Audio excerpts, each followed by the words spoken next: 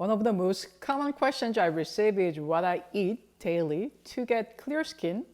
And since I've had seborrheic dermatitis since I was a child, and I've been steroid-free and absolutely medicine-free for about 8 years now, and I get to keep clear skin. So I'm gonna show you quickly what I prepared to eat this week. So let's have a little look-see here and what I'm eating today. And I'm not gonna eat all of this. I just wanna give you an idea of what I eat to get clear skin. It's cooked kimchi, stir-fried kimchi with some tofu and sliced duck breast. So that's really delicious and hearty. And I made a few banchan, which is side dishes, Korean side dishes. This is like this is dried zucchini that's been rehydrated, and I seasoned it simply with some sesame oil and salt.